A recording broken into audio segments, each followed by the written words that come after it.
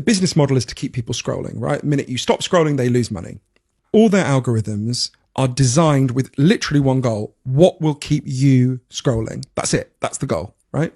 So as the algorithms and the AI were figuring out what keeps people scrolling, they uncovered a human quirk, which is not the intention of anyone at Facebook or YouTube or any of these places, which is it's a very well documented psychological phenomenon called negativity bias, which is basically means we will stare at something negative longer than we will stare at something positive. Anyone who's ever been driving down the motorway and passed a car crash knows exactly what I'm talking about. You stare at the car crash longer than you stare at the pretty flowers on the other side of the road, right? And this is negativity bias goes very deep. 10-week-old babies will stare longer at an angry face than a smiling face. But when this meets algorithms designed to maximize the harvesting of attention, this produces a catastrophic effect.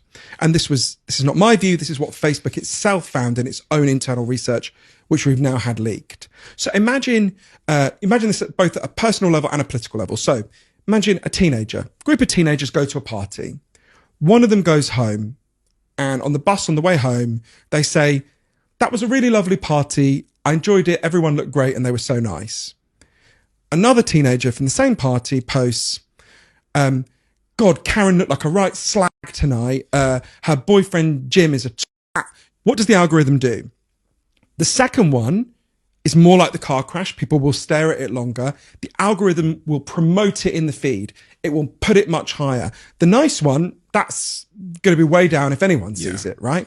Now, that's disastrous enough at the level of teenagers who've gone to a party. Now imagine it at a political level. We don't have to imagine it. Everyone listening remembers who Donald Trump was. So what happened in the 2016 election, what's happening all over the world every day, all the time on politics, is we are being stoked to be more angry all the time. The algorithms select for anger because anger will keep you scrolling, right? And that is destroying our ability to solve problems. And this is not just my view. In the wake of the victory of Brexit and Donald Trump, Facebook internally set up a group of its own data scientists called Common Ground. And we now know what they found because it was leaked. And what their own data scientists said is the Facebook model and the wider business model of social media inevitably causes division and polarization.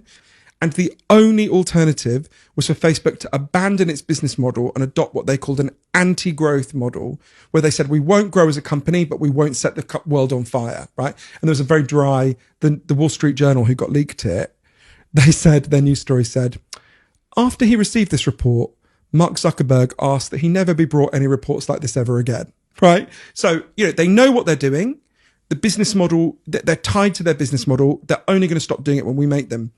But this machinery that is amping us up into anger is just at a personal, firstly, it destroys attention. When you're angry, it's much harder to pay attention. We've all had that experience, but there's good science for it as well.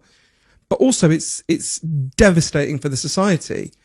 And we've got to deal with that.